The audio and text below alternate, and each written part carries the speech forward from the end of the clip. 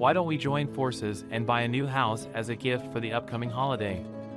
John offered enthusiastically, his eyes shining with excitement and joy at the idea. He laughed, very pleased and excited about the upcoming project, saying, "Haha, really a delightful thought." Then he quickly added, for our comfort, "Don't worry about the details, we've already taken the first steps. The plot has been purchased, and construction work has already begun. Now all we need to do is raise the necessary funds to complete this large-scale project." His face was lit up with a smile, sincere and wide, reflecting his anticipation and optimism about this wonderful undertaking. Besides, my future daughter-in-law is delighted and very excited. Seeing them in such a happy state, the relatives, at first surprised by John's statement, began to smile amiably. "But that's too much to ask of Ren. Is that really okay with you?" I ask, seeing how my son-in-law legitimately seeks my approval. "Don't be shy, of course it's okay, right?" John addresses me with an enthusiastic mood, waiting for my consent. To which I reply, "Why should we think that the child should be yours, right?" I talked about this earlier, but the festive mood instantly froze. "What do you mean, this child of Ren and John? What are you talking about?" Suddenly they ask, and both start to panic, while everyone else looks at me puzzled, watching their reaction. One spring day, when the sun was shining especially brightly and the air was filled with freshness and the promise of new beginnings, I decided to invite someone special to explore and appreciate some places together that are of great importance to me. I wanted to see as my companion in this adventure a person who would not only share my interests, but also bring a unique perspective and wisdom to our time together. After introducing myself, I began my address like this: "My name is Ren Manson, and this year I turned 25 years old.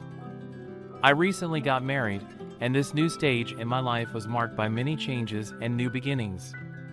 My first year of marriage was truly unforgettable and revealing, because my family can be described as quite well off and wealthy. The well-being of our family is largely determined by our real estate holdings. We own several significant properties, among which there are apartments located in the most prestigious and desirable areas of the city. These apartments are usually always in a state of full occupancy, and the income from them is very significant and quite sufficient to provide our family with a comfortable and carefree life." After finishing the presentation, I moved on to the essence of the proposal.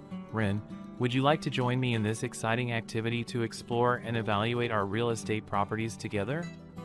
It will be a great opportunity not only to spend time together, but also to get to know the family business better, assess its potential and, perhaps, introduce new ideas to its development." My maternal grandmother, who has been managing our apartments for many years, responded to my proposal. She happily agreed to join me on this journey, saying, "Yes, of course, Ren. I will be happy to take part in this venture with you. This will be a great opportunity not only to strengthen our family ties, but also to share with you the accumulated experience and knowledge in the real estate industry." Thus, it was decided that together we would go to inspect our properties to personally verify their condition, assess opportunities for further development and investment, and discuss possible strategies for managing and optimizing rental income. This joint visit will not only be an opportunity for business evaluation, but also a chance to spend time together, exchange views and plans for the future, strengthen our mutual understanding and family ties, as well as enrich our family history with new memories and achievements. At the same time, my grandmother, grandfather, and relatives on my father's side, who are engaged in agriculture, use fertile plots of land for the daily cultivation of fragrant vegetables. Many employees of our farm praise our products for their exceptional taste, thanks to which they find their consumers in prestigious restaurants and cozy hotels with a long history. Thinking about the future, I am seriously considering the possibility of taking over the management of a farming business. Ren, do you think this kind of activity would suit me? Although my preference is inclined to the administration of the housing stock, which my brother Mike plans to take over with his family. Mike had a passion for agricultural activities since childhood and decided to master the art of farming without even discussing this issue. His family is also very willing to get involved in working on the land, competing in diligence with employees. Therefore, When I chose to manage the residential complex, I did not meet any resistance. Everyone expressed their support, assuring us of their approval of our decision. Considering that I am already quite a few years old, perhaps it's time to give Ren the opportunity to prove himself, so in the near future I may completely transfer all responsibility for running the business to him. The ability to lead an independent life, relying on income without active participation, has always seemed attractive to me, which explained my dedication to family and business. Romantic relationships remained outside of my priorities, as I had not dated anyone for a long time. My parents, taking care of my future, decided to arrange a match for me, and that's how I met John Wilson, who turned out to be a couple of years older than me.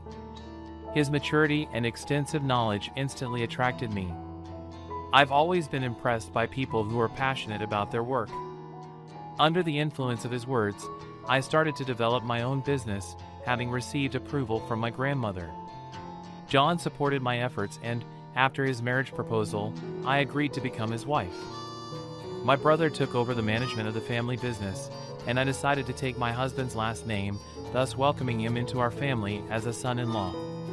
His kindness strengthened my feelings for him. Working for an international company, John provided our family with a comfortable life, and his relatives welcomed me warmly. After retiring, I plan to take up farming, and my father-in-law has always given me useful advice. Ren, my mother-in-law, shares with me a passion for needlework, which makes our communication especially pleasant. Our son-in-law, who lives with us, is a gentle and caring person, and his whole family takes care of me. I am happy to be a part of such a house.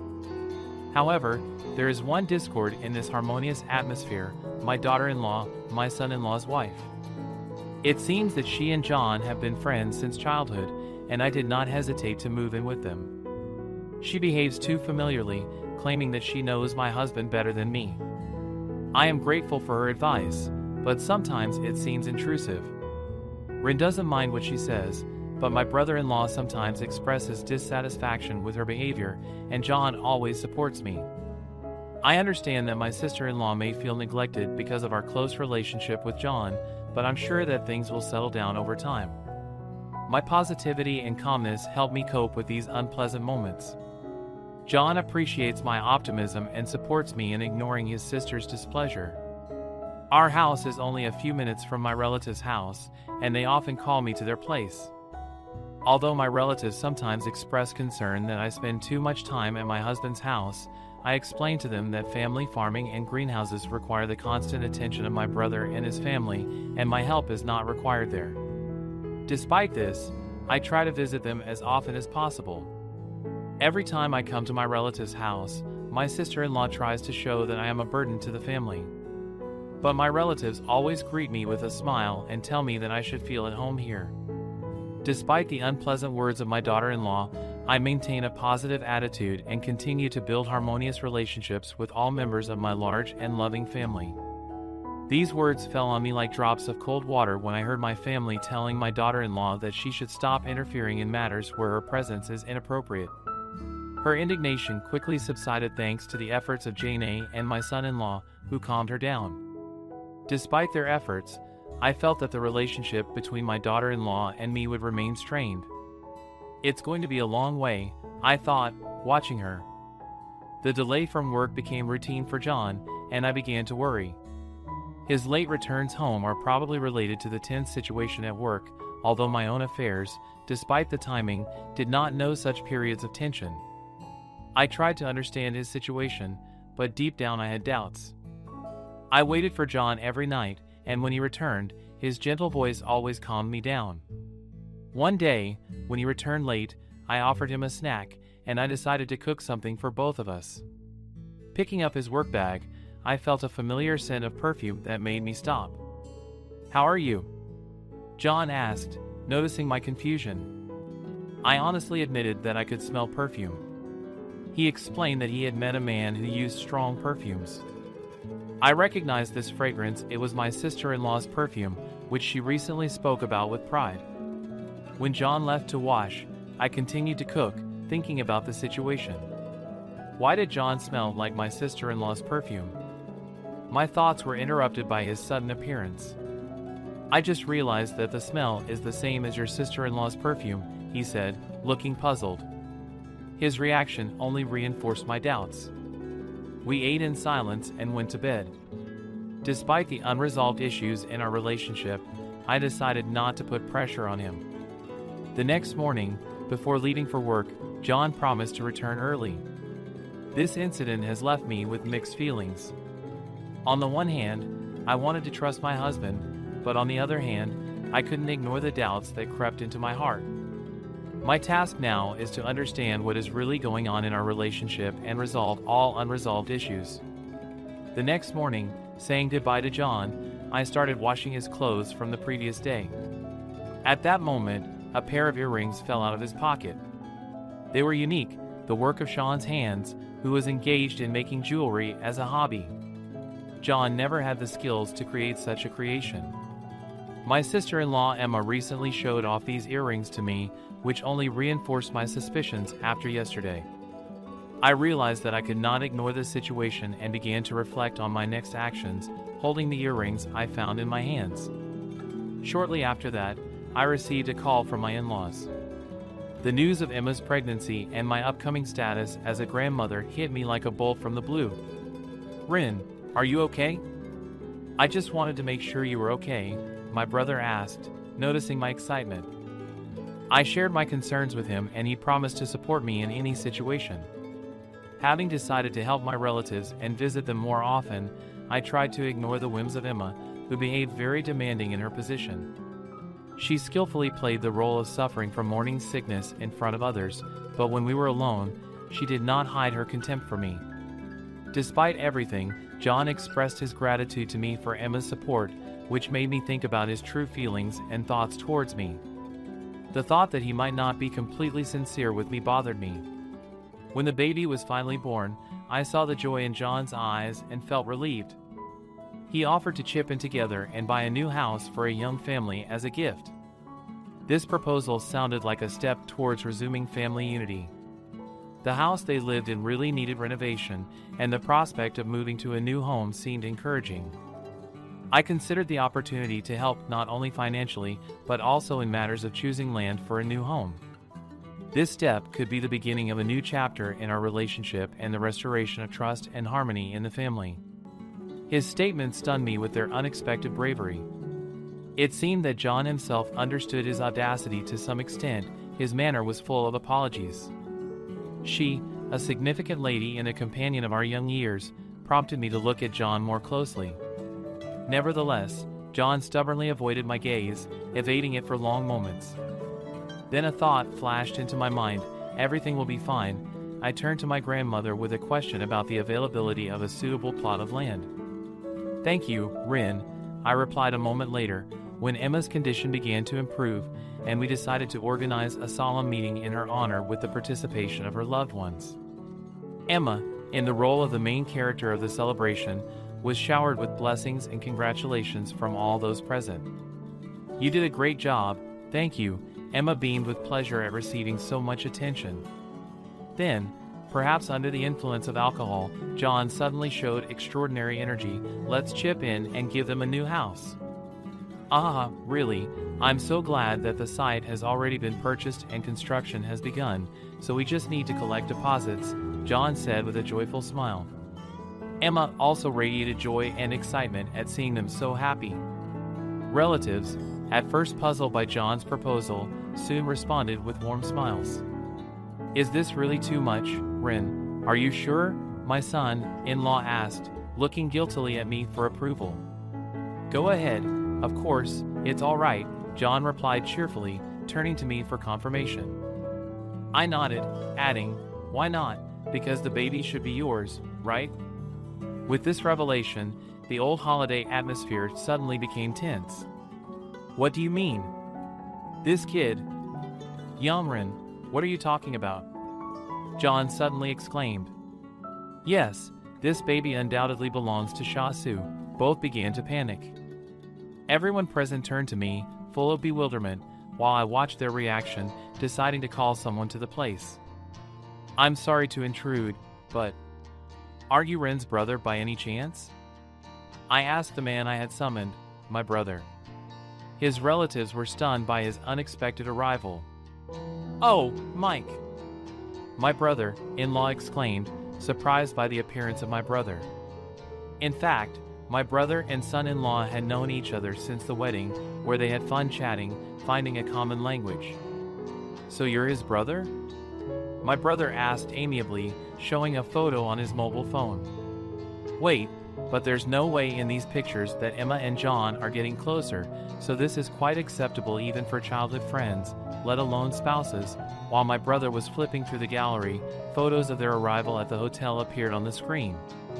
"What's that supposed to mean?" "It's a fake, don't believe it," John protested, turning sharply to my brother. My brother just smiled lazily, noting, "I was just helping my sister, using my knowledge and our parents' connections." At that moment, John's gaze slid in my direction. I bowed my head, saying thoughtfully, "Did you want to be caught in the act of showing such evidence? A demonstration? What are you talking about?" John reacted with bewilderment. Then I took out the earrings. For a moment Emma seemed scared, but then she took on the image of an ignoramus again. "Did you have these earrings?"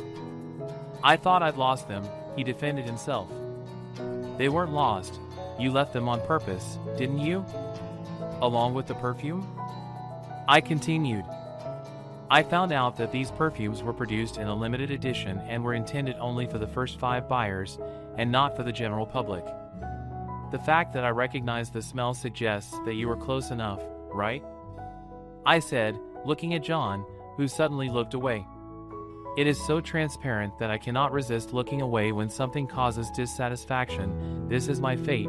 My own sister-brother showed up here today with the intention of breaking the marriage bond with me and requesting his assistance in transporting my personal belongings, as well as showing me evidence of my unauthorized clanging with to others. John's face faded at my statements. He tried to grab my hand, begging me to wait a little longer, but the matchmaker grabbed him tightly by the shoulders, making it clear that it was time to have a serious conversation and discuss the divorce procedure. His voice sounded especially full of indignation when John turned to my spouse's relatives, and they all chained to us their views. Together with my brother, we left this place amid the thunder of voices and laughter of my husband's relatives. Although our parents did not pay the slightest attention to this situation, my brother laughed, remembering how once, when I was just getting married, he told me that if there were problems, I could always turn to ask him for advice, especially considering that relationships in our family can be quite confusing. This advice made me turn to him in the first place now, and it seemed that he already foresaw the difficulties in the relationship between my husband and Emma, which became known to him from the husband himself. Sean seemed to be acting normally, but that was far from the truth when it came to the interference of childhood friends and each other's personal relationships. Obviously, Emma, despite the age difference, actively interfered in the relationship between John and my husband. Emma had a strong connection with our children's company, and she did not allow anyone, even old friends, to come between them. It was interesting. Did Emma really have feelings for both of them? My brother asked this question quietly, and I realized that he meant something more. A few days after that, I filed for divorce, and since then, Jane and Emma have been isolated from the Ives family. I was sincerely sorry for the concern I created, but my husband shared the latest news with me. He immediately conducted a DNA test that confirmed that Emma's child was indeed John's. My husband questioned them, trying to find out the reasons for their actions, noting that they were acting on his behalf, but I simply could not allow someone to violate our childhood friendship. As I suspected, Emma didn't like my presence, and both John and my husband were dear to her. She admitted that she had left jewelry on purpose to emphasize her position. Jane has always been warm to Emma, but when I found out about her feelings for my brother, I backed off, and he, eager to move on, decided to tie the knot with me. However, when Emma began to show interest in him, he lost his way, which led to subsequent events, which John openly told my husband about. I listened carefully to my son-in-law's words, sincerely thanking him for his openness and honesty in conversation. It was obvious that he was going through hard times, feeling very tired and exhausted from the current situation. It was obvious that his relationship with Emma was initially nothing more than a childhood friendship, the memories of which remained serene and relaxed.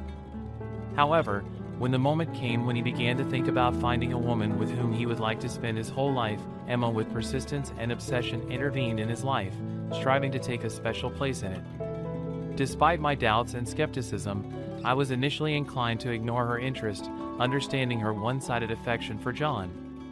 My son-in-law started dating Emma, more under the influence of John's persistent persuasion and pressure from their common parents than because of his own feelings. Over time, however, he developed a deep affection for her, which eventually led him to decide to officially link his life with Emma. Now, in light of Emma's betrayal, all his feelings and attachments seemed to have completely disappeared, as if they had disappeared into the fog of her infidelity. He expressed his feelings and thoughts, and I could fully sympathize and understand the depth of his emotional disappointment and pain. He stood in front of me as a man who had experienced a deep personal tragedy but was determined to move on, and I couldn't help but admire his strength and courage during this difficult period of his life. I myself once fell in love with John, but when I realized his betrayal, my love turned into anger. "What are you going to do now?" I asked. John expressed his intentions to divorce when he explained his plans to Emma, to which she responded with a furious reaction. My husband's relatives eventually lost their patience and collectively kicked Emma out the door. John could only watch impotently, having lost his feelings for her, especially after she tried to give up her own child. Emma tried to contact John, but he ignored her calls in front of everyone. After the reprimand, John returned to his parents and then called me, sobbing that my things were missing and admitting that maybe he had feelings for me. "Thanks for the information," I said. "Yes, my parents appreciate you very much, so they will be happy if you visit them sometimes." I respect his parents and promise to continue to see them. My son-in-law thanked me and ended the conversation. Returning to work, I thought about my new life in the house that was originally intended for Emma, located near my rental apartments. My old grandmother will also move in with me after completing all the preparations for her arrival. I decided to focus on my work, as my brother advised. Remembering my brother's words after talking to my son-in-law, I came to the conclusion that Emma began to put pressure on her son-in-law when he began to look for a life friend, and when John got married, she began to harass his wife, and eventually began to flirt with him. Perhaps Emma had never really loved any of them. She wanted to keep her place in the trio of childhood friends, and although John could have been her victim, he was also guilty of allowing this to happen. Sometime after these reflections, the doorbell rang. "Wait, I'll be right there," I said, walking to the door. It was John. I barely recognized him when I saw how confused he was. "Come in," I invited him in, noticing his confused state. John followed me inside while I continued to work. "I see you're busy," he began. "I'm sorry to bother you." "Remind me, my other job is writing." Writing seems to suit me, as I'm getting more and more requests for my work. What started as a side job now takes up most of my time. I thought it would be better if my main activity was passive income. "I'm very sorry about what happened," he concluded. Jay Norton seriously apologized to me. The words about the divorce and rain made me realize how much you mean to me. Jay started the conversation by admitting that he realized how deep his feelings for me were and expressed regret for his infidelity. Then he apologized again, but did not mention the desire to resume our relationship. I couldn't take my eyes off him, and Jay smiled at me. "Ray, I really want to start over, but maybe you don't feel the same way?" I nodded, admitting, "Honestly, I don't deserve a second chance with you. I don't have the right to ask for forgiveness." His words sounded like it was the same Jay that I once loved, but that love seemed lost. "I'm sorry, but alimony is listed in this notebook." Jay left the notebook and left, leaving me alone with the thought that if he had realized his feelings for me earlier, maybe things would have turned out differently. "Hey, I know you're here," came the voice of Emma, who was knocking on the door, blaming me for her unhappiness after she was rejected by her spouse's relatives. Apparently, after rejecting relatives, Emma returned to her parents, who, after hearing the story from her husband's family, also rejected her. She tried to approach Jay again, but when she saw him leaving, she followed him and found me. Without question, she began to argue that I should take responsibility and support her. Responsibility? What are you talking about?" I asked, without opening the door and talking through the intercom. "You're the one who separated us. Just open the door." Emma started to knock loudly on the door, but then someone put a hand on her shoulder. Turning around, Emma saw my son-in-law with obvious displeasure on his face. The police were standing next to him, who subsequently took her away. After Emma left, I opened the door. "You must have been scared. I'm sorry, but that's all I can do," my brother-in-law said, explaining that Jay saw Emma coming towards me and immediately contacted him, and he called the police. "You have to file a statement on this incident," he added. "Yes, I've already thought about it," I replied, looking around the neighborhood. Suddenly I noticed Jay at some distance. He bowed respectfully and left, trying to maintain his calm and dignity. In the end, I filed a complaint, I muttered, watching his retreating figure. My son-in-law nodded in agreement, confirming my words. As a result of my report, Emma avoided jail time. Despite having to pay compensation, Emma faced a burden of debt during her pregnancy. During the same period, John decided to sell the house and apply for a transfer, going to a remote area alone, arguing in front of my son-in-law that it was difficult for him to stay near Ren. His new place of work turned out to be so far away that Emma, limited by debts, could not follow him. When Emma turned to me for help, my son-in-law treated her requests indifferently, taking on all the responsibilities of caring for the child. "Don't worry, my parents are here, we will manage," he said with a smile, reassuring me and other relatives that the baby will be well looked after.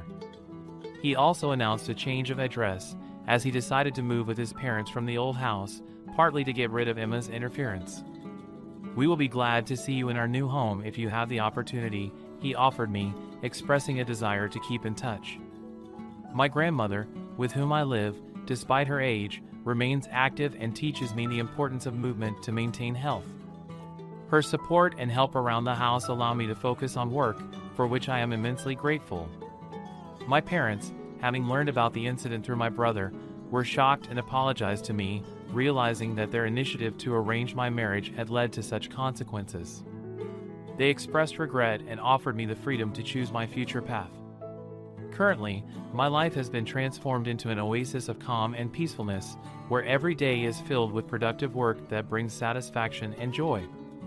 In this peaceful existence, I sometimes get news about John, which eloquently indicates that he manages to find harmony and well-being in his new place of residence. This comforts my soul, because despite all the vicissitudes of our common past, I sincerely wish him happiness. My son-in-law, a man with a big heart and a sense of responsibility, continues to support Emma by regularly sending her alimony. This action clearly demonstrates his nobility and concern for the well-being of their common child. Meanwhile, Emma, unfortunately, remains isolated from the outside world, which is probably a consequence of her previous actions and decisions.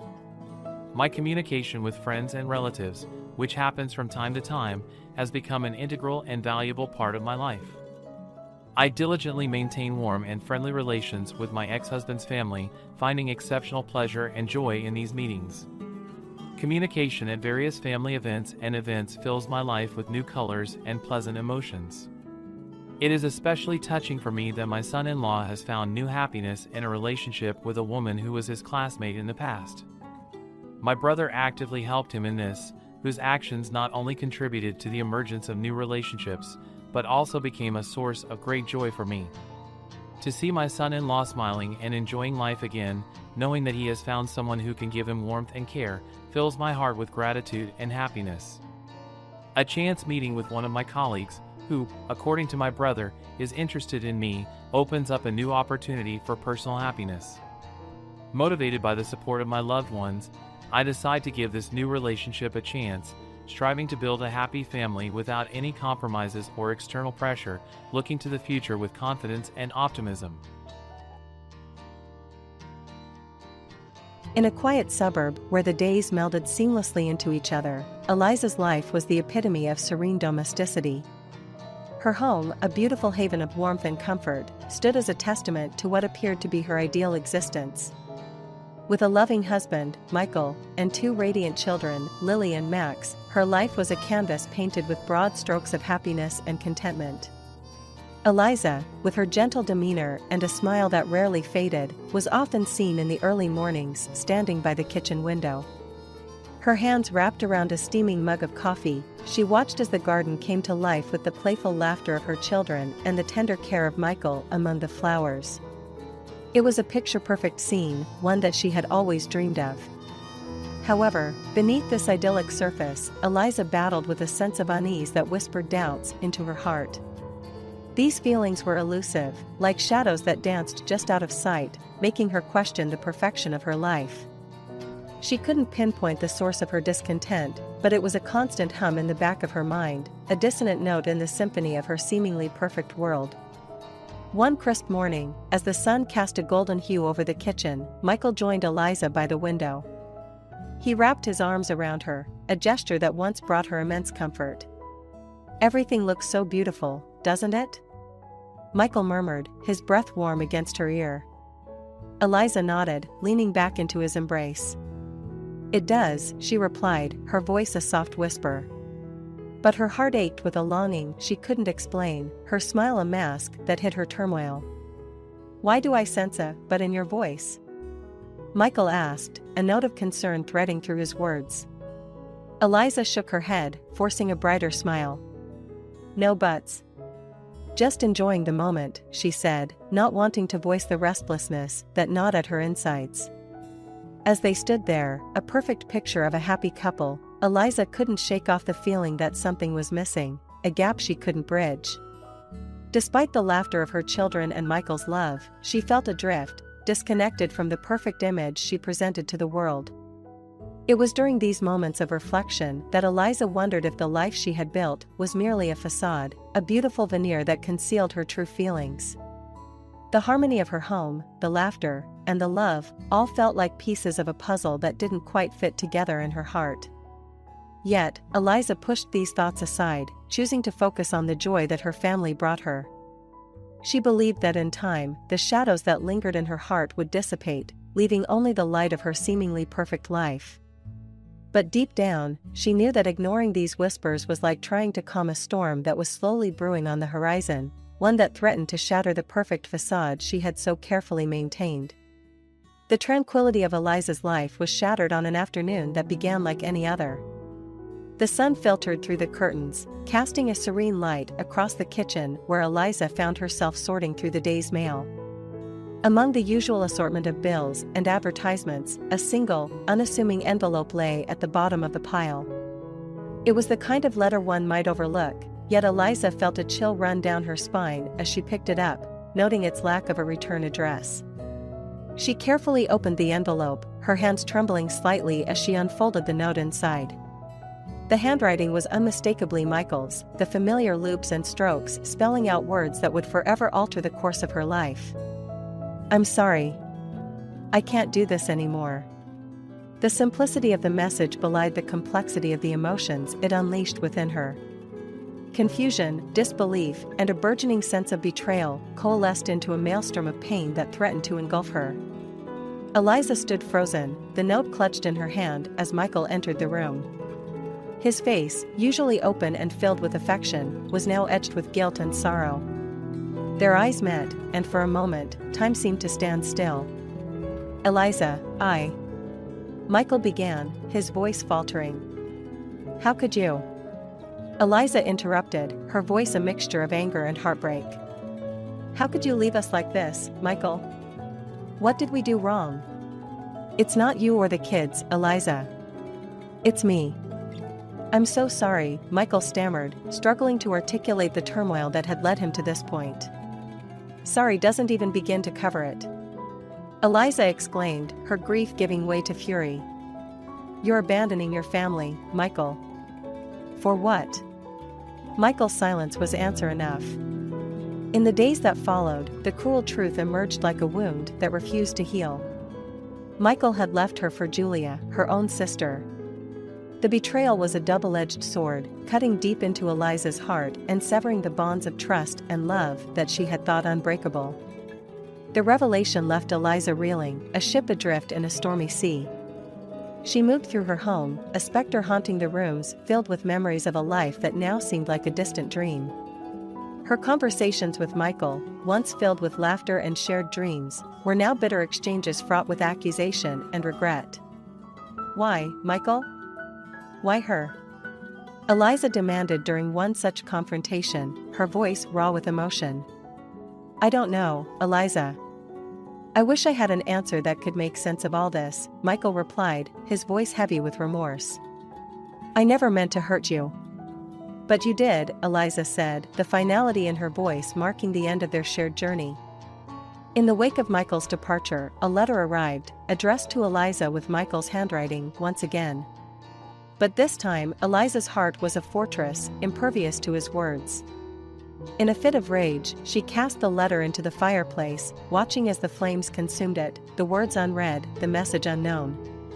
She vowed then and there to rebuild her life without him, to find strength in the ruins of her shattered world. Eliza's resolve to move forward was a beacon in the darkness, guiding her through the tumultuous days that followed. She focused on her children, her work, and the slow, painful process of healing. Yet, the shadow of Michael's betrayal lingered, a constant reminder of the love and trust that had been so carelessly discarded. As Eliza faced the daunting task of rebuilding her life, she knew that the journey ahead would be fraught with challenges. But she also knew that within her resided a strength she had never known, a determination to rise from the ashes of her broken dreams and forge a new path for herself and her children. The world had indeed turned upside down, but Eliza was resolved to stand tall, to face the storm with courage and to emerge from the ordeal with her head held high, her spirit unbroken. The days following Michael's departure were a blur of emotions for Eliza. Each morning she awoke to the stark reality of her new life, a life she had never envisioned for herself and her children. Yet, amidst the chaos of her shattered world, a semblance of routine began to emerge, a testament to Eliza's resilience and her unwavering commitment to her family. It was on a particularly unremarkable Thursday, under the gray expanse of an overcast sky, that the monotony was broken. A knock at the door, firm and insistent, heralded the arrival of an unexpected twist in Eliza's journey. She opened the door to find two men standing before her, their suits sharply contrasting with the subdued atmosphere of the suburb. They introduced themselves as lawyers representing Michael, their expressions somber, their demeanor professional. "We have something for you," from Michael, one of the lawyers, a tall man with a sympathetic gaze, began, extending an envelope towards Eliza. Eliza's first instinct was to refuse, to close the door on this chapter of her life for good. Yet, curiosity and a lingering sense of unresolved business stayed her hand. She took the envelope, its weight surprising her, and invited the lawyers in, her mind racing with questions. As she sat across from them, the envelope unopened between them, Eliza's heart pounded with a mixture of apprehension and anger. "Why now? What does he want?" she asked, her voice steady despite the turmoil within. The lawyers exchanged a glance before the other, a shorter man with keen eyes, replied, "It's not just what he wants, Mrs. Smith. It's also about what he believes you deserve." Eliza scoffed, her skepticism a thick barrier. "And what could that possibly be? An apology? An explanation? He's a little late for either, don't you think?" The tall lawyer nodded, understanding flashing in his eyes. "We can only imagine how difficult this must be for you. However, what we have here might offer some solace, or at the very least, a means to start anew." With trembling hands, Eliza opened the envelope. Inside, she found a check for $750,000 and a small note with the words, "Thank you for saving me." The simplicity of the message, juxtaposed with the amount on the check, left Eliza speechless. Her mind struggled to comprehend the magnitude of the gesture, the implications of the words scrawled in Michael's familiar handwriting. "This has to be some mistake," Eliza whispered, her gaze lifting to meet the lawyer's. "Why would he give me this?" The shorter lawyer leaned forward, his voice gentle. Shortly after leaving, Michael discovered a hidden truth about Julia. She was under investigation for serious financial fraud. By marrying her, he inadvertently protected himself from being implicated. Eliza's mind reeled, the pieces of the puzzle beginning to fit together in a picture far more complex than she had imagined. "So, this is guilt money?" she asked, her voice laced with bitterness. "Not just guilt," the tall lawyer interjected. "It's also gratitude. Michael believes that by leaving, by forcing him to confront his actions and their consequences, you saved him from a far worse fate." The room fell silent as Eliza processed their words. The check in her hands felt like a tangible connection to the life she once shared with Michael, a life that now felt like a distant memory. Yet, it also represented a new beginning, an opportunity to forge a path forward for herself and her children. "Thank you for saving me." The words echoed in Eliza's mind, a cryptic message from a man she thought she knew. As the lawyers departed, leaving her with the check and a myriad of emotions, Eliza realized that this unexpected offer was not just a settlement, it was a bridge to a future she had yet to imagine. In the days that followed, Eliza grappled with the decision of what to do with the money. The possibilities were endless, yet each option carried the weight of her past, a reminder of the pain and betrayal that had led her to this moment. But as she looked into the eyes of her children, she knew that whatever path she chose, it would be one that honored the strength and resilience they had shown, a testament to their ability to rise from the ashes of their shattered world. The unexpected offer had turned Eliza's world upside down once again, but this time, it was with the promise of new beginnings, of hope and healing. As she pondered her next steps, Eliza felt a sense of empowerment, a realization that she was the architect of her own destiny, capable of building a future filled with happiness and fulfillment, despite the scars of her past. In the wake of the lawyer's visit, Eliza found herself in a state of contemplation, the check for $750,000 serving as a constant reminder of her new reality. The initial shock had given way to a complex tapestry of emotions, anger, confusion, but also an undeniable sense of vindication. Michael's unexpected gesture, however motivated by guilt or gratitude, had irrevocably altered the course of her life. As she sat in the quietude of her living room one evening, the events of the past few weeks replayed in her mind like a film. The knock on the door, the heavy envelope, the surreal conversation with Michael's lawyers. Each memory was a piece of the puzzle, leading her to this moment of introspection. The sound of her phone ringing shattered the silence, pulling her back to the present. It was her best friend, Anna, whose unwavering support had been a beacon of light in Eliza's darkest times. "Eliza, how are you holding up?" Anna's voice was filled with concern. Eliza sighed, a weary smile touching her lips. "I'm managing, somehow.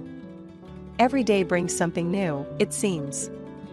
"I heard about the settlement," Anna hesitated, the word feeling inadequate for the gravity of the situation. Eliza chuckled dryly. "Yeah, Michael's parting gift. It's a lot to process. Have you decided what you're going to do with it?" Anna asked gently, knowing the complexity of emotions Eliza was grappling with. "That's just it, Anna. I don't know," Eliza confessed, her voice tinged with frustration and uncertainty. "Part of me wants to use it to start fresh, maybe invest in the kids' future, or even start a business. But there's also this part that feels like accepting it would be, I don't know, like letting him off the hook somehow." Anna was silent for a moment, considering her words carefully. "Eliza, you've been given a chance to write a new chapter for yourself and your children. This money, it doesn't erase what he did, but it gives you options, freedom even. Maybe it's not about letting him off the hook, but about not letting his actions define your future." Eliza let Anna's words sink in, the wisdom in them undeniable. The bittersweet vindication she felt was not just about the money, it was about reclaiming her life from the ashes of betrayal. "You're right, Anna. I've been so focused on the past, on the hurt and the anger, that I almost lost sight of the opportunity in front of me. This is my chance to start over, on my own terms," Eliza said, a newfound determination in her voice. The conversation with Anna marked a turning point for Eliza. In the days that followed, she began to envision a future where the pain of the past no longer held sway over her. She researched business opportunities, educational funds for her children, and charities that supported women in situations similar to hers. Each step was a move towards independence, a testament to her resilience. One evening, as she tucked her children into bed, her daughter looked up at her with innocent eyes. "Mommy, are we going to be okay?" Eliza smiled, brushing a strand of hair from her daughter's forehead. "Yes, my love, we're going to be more than okay. We have each other, and that's all we need. And guess what? We're going to start some new adventures together." Her daughter's smile, full of trust and love, was all the confirmation Eliza needed. The check, once a symbol of her anguish, had become a beacon of hope, a means to forge a path filled with possibilities. The bittersweet vindication Eliza felt was not just about financial security, it was about finding the strength within herself to move forward. She had been wronged, deeply so, but she had also been given the tools to rebuild her life.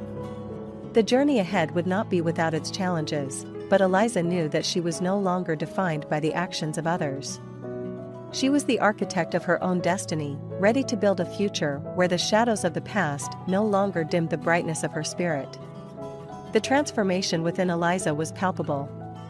With each passing day, she grew more determined to not just rebuild her life, but to imbue it with a purpose that transcended her own experiences.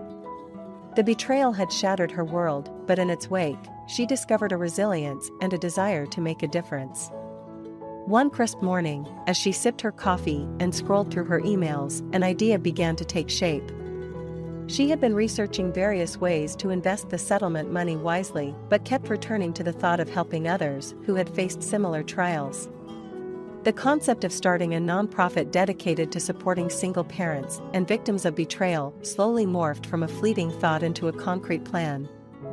Eliza reached out to Anna, who had always been her sounding board, to share her idea. "Anna, I've been thinking about something," Eliza started, her voice tinged with excitement. "What's on your mind?" Anna replied, instantly picking up on Eliza's enthusiasm. "I want to start a nonprofit. Something that can offer support, financial aid, and counseling to single parents and those who've been through what I went through. I think it's something that could really make a difference," Eliza explained, her idea gaining clarity as she spoke. Anna was silent for a moment, absorbing the significance of Eliza's words. "Eliza, that's incredible. It's ambitious, yes, but if anyone can make it happen, it's you. You've got the passion, the drive, and now the means to really impact people's lives." Encouraged by Anna's support, Eliza began to lay the groundwork for her nonprofit. She met with attorneys to understand the legalities, consulted financial advisors to plan the funding, and reached out to counselors and social workers to form a robust support system for her initiative. As the nonprofit began to take shape, Eliza found herself in a meeting with a potential collaborator, Sarah, a well-respected psychologist who specialized in trauma recovery. "Eliza, I've read about your story, and I must say, what you're doing is remarkable. Transforming your pain into a force for good is a powerful journey," Sarah remarked, genuine admiration in her eyes. "Thank you, Sarah. It hasn't been easy, but realizing I could help others in similar situations gave me a new purpose. I believe together, we can offer a sanctuary, a place of healing and hope," Eliza responded, her conviction resonating in the room. Sarah nodded, her commitment evident. "I'm with you, Eliza. Your vision for this nonprofit can change lives. The blend of practical support with emotional healing is exactly what many people desperately need." The partnership between Eliza and Sarah was just the beginning. Over the following months, Eliza's nonprofit, aptly named New Beginnings, began to take flight. Through fundraisers, community outreach, and social media campaigns, New Beginnings quickly gained traction, offering hope and support to those who felt lost in the aftermath of betrayal and abandonment. Eliza's journey from despair to empowerment became a beacon of hope for many. Her story, once marked by pain and betrayal, had transformed into one of resilience, purpose, and compassion. New Beginnings was not just a nonprofit, it was a testament to the human spirit's ability to overcome, to find meaning in suffering, and to turn the deepest wounds into sources of strength. As she stood before a group of supporters at a fundraiser, Eliza reflected on the path that had led her here. "When I started this journey, I felt alone, betrayed, and without purpose. But today, I stand before you, surrounded by a community of support, driven by a mission to ensure no one has to face their darkest moments alone. New Beginnings is more than an organization, it's a promise that even in our lowest points, there is hope, there is a future, and most importantly, there is a way to rise again. The applause that followed was not just for Eliza's words, but for her courage, her generosity, and her unwavering commitment to making a difference. Eliza had not only found a new purpose, but had ignited a movement, inspiring others to believe in the possibility of new beginnings, no matter the scars of the past. Months had passed since the inception of New Beginnings, and with each day, Eliza found pieces of herself she thought were lost forever. The nonprofit had flourished, touching lives and mending hearts, including her own. The work was demanding, but it brought a sense of fulfillment and peace that Eliza had never known. It was through helping others that she began to heal herself, learning to forgive and to look forward with hope instead of backward with regret. One evening, as she closed her laptop after a long day of planning a community event, her phone rang. It was Claire, a woman Eliza had met through New Beginnings. Claire's story mirrored Eliza's in many ways, and they had formed a bond that went beyond the usual supporter and beneficiary relationship. "Eliza, I just wanted to call and say thank you." Claire's voice was warm and sincere. "Since joining New Beginnings, I've found the strength I didn't know I had. You've not only helped me rebuild my life, but you've also shown me that it's possible to trust and love again." Eliza felt a lump form in her throat. Hearing the impact of her work verbalized so personally was overwhelming. "Claire, hearing you say that means the world to me. You've been an inspiration to many, myself included. We've both come a long way, haven't we?" "We really have," Claire agreed, her voice tinged with emotion. "You've saved me in more ways than you know, Eliza." Their conversation was a poignant reminder of the transformative power of empathy and community. As Eliza hung up the phone, she realized that in her quest to save others, she had inadvertently saved herself. She had found purpose in the pain, strength in the struggle, and ultimately, a sense of peace and forgiveness that had once seemed unattainable. A few days later, Eliza stood before a gathering at the community event, her heart full as she looked out at the faces of those New Beginnings had touched. She began to speak, her voice steady and clear. "Today, as I stand here, I'm reminded of a journey that began with heartache, but led to the discovery of an inner strength I never knew I had. Each of you here has played a part in that journey. Together, we've created a community that uplifts, supports, and heals. We've shown that out of despair can come hope, and out of betrayal, trust can be rebuilt." As the crowd listened, moved by her words, Eliza continued, "I started New Beginnings to help others, but along the way, I realized that it was also about saving myself. It was about finding a way to forgive, not for those who wronged me, but for myself. It was about choosing to focus not on the pain of the past, but on the promise of the future." After the event, as the attendees mingled and shared their stories, Eliza felt a sense of accomplishment and belonging. She had indeed saved herself, not by erasing the past, but by embracing it as a part of her story, a story of resilience, hope, and the power of human connection. As the evening drew to a close, Eliza shared a quiet moment with Anna, who had been by her side since the beginning. "Anna, look at what we've accomplished. I couldn't have done any of this without you." Anna smiled, squeezing Eliza's hand. "I'm proud of you, Eliza. You've turned your pain into your power. You've not only rebuilt your life, but also become a beacon of hope for so many." Eliza looked around at the community she had helped to build, feeling a profound sense of gratitude and contentment. She had come full circle, from a woman shattered by betrayal to a pillar of strength and compassion for others. Through New Beginnings, Eliza had not only managed to save herself, but had also ignited a spark of hope in the hearts of those around her, proving that even in the darkest of times, there is light to be found, if only one has the courage to seek it.